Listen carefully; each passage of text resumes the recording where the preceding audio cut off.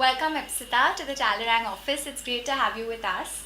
Thank you, Shweta. As most of you know, Ipsita is the president for strategy for Star TV, for strategy and incubation, which is a really interesting role, and we're very excited to hear your journey so far.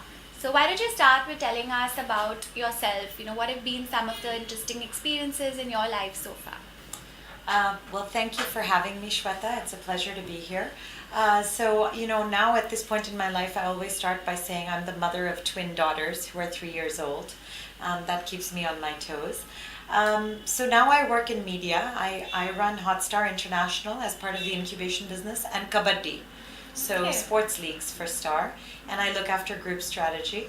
But I also, before this, I was at GE, and I was at GE for about 5.5 years. And for 2 of those years, I was actually the head of strategy and marketing for GE in China, along with being the chief commercial officer in India.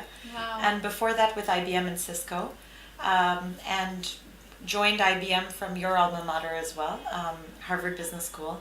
Worked in consulting for 3 years before that, and I graduated from Columbia before that with a mathematics and economics degree. Grew up in 5 countries and have worked in 3. Wow, so that's a lot of amazing and interesting experiences that you've had. One point struck me, which is that you've attended 2 Ivy League schools, Columbia and Harvard. So, can you tell us a little bit about your journey applying and getting selected by these really prestigious institutes? So I think it's gotten harder and harder. So I'm not sure if I was applying now whether I would get in or not. But I think that for me, when I applied both times, both to undergrad and grad school, I don't think I thought about it that much. I think I focused a lot more on what my interests were and what I enjoyed doing. And I think I enjoyed the application process for both a lot. For American universities and colleges, I'm not as familiar how it is in India. The whole application process is very self-exploratory. So you go through this self-discovery of who you are, what you think you want to be, what are the kinds of things you've done, what are your weaknesses, what are your strengths. And that's actually quite a fascinating experience to go through. So for me, I think the secret to my sort of being able to get into some of these institutions had a lot to do with how much I enjoyed the process of answering their questions. Amazing. So, as you know, Talerang is about getting work ready and getting prepared for the work world. So, can you tell us about some of the internship experiences or early work experiences that you had and how that played a role in actually preparing you for the roles that you're doing now? Yeah, absolutely. So one of the things I did both through my undergrad years as well as in my time between my 2 business school years is I worked in locations and industries that I wasn't sure I would actually join in afterwards, but were very different from what I'd experienced. So when I was at Columbia, my first 2 summers, I actually worked in Delhi and Calcutta, with one with a bank, the other with a consulting firm. And my 3rd year, I got a human rights fellowship to work with street children in Calcutta, getting them out of sort of the risky labor force into safer jobs for children between the ages of 14 and upward. And those were fascinating experiences because they were very different from things that I'd ever done. And when I graduated from undergrad, I actually went into consulting and started traveling a lot on work. And I think that also was a great experience because of the diversity of projects, the diversity of industries I got to see. And I think what a lot of the diversity did for me is it gave me the opportunity to see what different kinds of people did and where they worked and the kinds of things they focused on. And it allowed me, I think, most of all, to think about what purpose I wanted to have in the kind of career that I ended up focusing on. That's really interesting. And how did mentors play a role in your journey? So, you've done so many different things.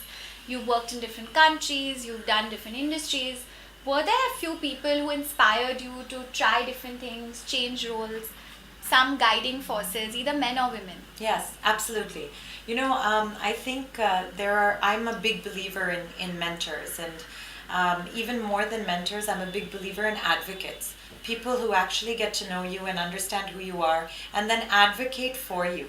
But I would say I have an interesting philosophy on this. I've always kept 5 to 7 people in my life who I go to regularly and almost give them updates the way you would give a board an update about the business you run or the project you work on, and have consistently tried to work on things that they say to me. Frankly, the conversations are tough because they're always giving you feedback about how to be better. But as you walk away from them, you actually find that you learn a lot from them. The other thing that I've always found myself doing is almost in every person I've ever met, I can find something that I think is interesting to be able to emulate or grow from.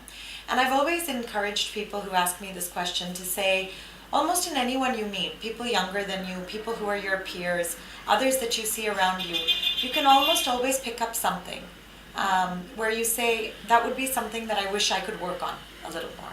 That's awesome. So, at Talerang, we're doing a lot of work with young women. So, we're doing a project called Swadisha, which is a partnership between the UNDP, IDF, Zintio, and the IKEA Foundation. And through that, we hope to impact 15,000 young women across Maharashtra. So, do you have any advice for these women who will soon be entering the workforce? Look, I think the 3 things I'd say is take risks. Don't be afraid to fail. That falls in the first category. I think very often as women and as girls, we are sort of almost conditioned to get things absolutely right and do the things that we're supposed to do. And I think it's really important. I often see young women in meetings and in conversations not speak up as much as the men do, not take very small risks like walking up to my office and asking my assistant for 15 minutes with me, which I will see men do all the time. Yeah. And when I seek women out who I think are really good and I ask them why they haven't, they say, well, I'm really worried that the person I report to will get offended or get worried. And I find that men are not similarly concerned. And so one thing I would say is take risks. Another thing I would say, and I say this to everyone, but I think women need it even more as you sort of grow in your life, be nice to everyone. You need people. I think about now having 2 young children and being a working mother. I rely on other people in the building who actually have different lives and are around at home more to check in on my kids if I need them to, or to help out on something. And there's nothing that can go wrong with being nice to people. Be nice to your neighbors. Absolutely. Be nice to your neighbors. Be nice to people in general. I think sometimes people get busy and they forget to be nice, and I think it's really important. And again, I say this, as women, you will need it more. You will need networks. You will need people who support you. The expectations from us is more than the expectations from men. The universe conspires to make men successful, especially in our country. The universe doesn't yet conspire to make women successful, so we have to help each other out. And then finally, I would say, always do what you say you're going to do. Build credibility. And if you don't know, then say you don't know. And I'd say those 3 things will take you far. That's amazing. So let's open it up to questions. Anyone watching either on Facebook, Instagram, or the live audience here today, would you guys like to ask anything of Ipsita? Well, I have a question for you. So I want to ask, how do you actually balance your work life and your personal life? Because since you have twins and you are the president of strategy and incubation at Star TV, so it's like a huge post and many responsibilities as well as at home. So how do you balance that? So I think now you'll understand why I talk about failure. I fail often, and I regularly on a daily basis. I think I slip up on something, but I think it takes a little bit of time to realize. You start off being very hard on yourself, and then you realize that to be able to do everything that you want to do to have a full life, you're actually not going to do everything perfectly anymore. So you go from being the perfect daughter and the perfect student and the perfect employee to sort of doing as well as you can. And it all eventually comes together. And the second thing I realize is you kind of take every day as it comes. As soon as you start thinking about the future and everything that can possibly go wrong, you have absolutely no ability to manage to those things, and it kind of demotivates you from the day. I remember speaking to a group of young women, sort of mid-level corporate executive women, who said, one of them said to me, you have this really sort of successful career, and it's a busy career. What are you going to do when your children are in class 7, class 8, class 9, when they actually need you around to study for exams and to do things? And it was interesting because my response was, I'll figure it out when they're in class 7, class 8, class 9.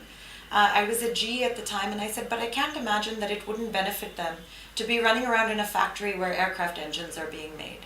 And creating curiosity around science and technology and the way things are built and being done. And if I were at home turning the page while they were studying, I wonder whether I would be able to give them an experience like that. So I think we make a lot of decisions because we think they're the right ones. We punish ourselves for things that we're not doing, that we and others expect us to do. But I'm not sure that we don't miss out on a whole lot of other things that we can provide them when we make those decisions. Wow, that's a really inspiring answer, and I'm sure all these young women will now look forward to a fulfilling career as well as children in their lives. So that's great to hear. Any other questions? Yeah, so what is it like working across different countries? I think one of the things I have really enjoyed, and I think gives me some unique perspective, is having worked across 3 of the biggest markets in the world, India, China, and the US. They're fascinatingly different markets. So when I moved from the US, I was actually with IBM at the time, and I was being asked to do an international assignment as a first-time executive. And the options I remember that everybody took were Japan or the UK. And I said, I don't want to do that. I want to work in India or China. And I think everyone took one look at me and said, okay, we're going to send her to India. If she's going to take a risk, we're going to make her take a risk that she can at least handle. And I came over to work in India, and I loved it. And I think it suited my purpose, which is I really always wanted to do something in the emerging markets rather than the developed markets. And as I started to work in India, I would often, people would refer to me back in the States as an emerging markets expert. I kind of took a step back and I said, I got asked by GE if I would take on China as well, as the Chief Commercial Officer for China as well. And I said to myself, I'm ethnically Indian and I've come here all my life. So actually being able to work in India is not such a huge feat. But can I, as an Indian American woman, go and work in China and actually prove myself and have credibility with customers and people? And so I took that on, very, very willing, and sort of assuming that there was going to be a lot of failure, in my few years of experience there. And there were, and I learned a lot from it. But in the end, I think we were able to do some really great things. I had a fantastic team. But I learned so much about the differences between countries and how people perceive you when they think you are an outsider. And when you start to behave like someone in the country, I remember once one of my team members from India saying, it's interesting, when we come to China to work here with you, we actually by the 3rd day find Indian food to eat. And when Americans come over, they figure out how they can stick with their, steaks and their burgers. But you eat Chinese food every single day through your weekends and your weekdays.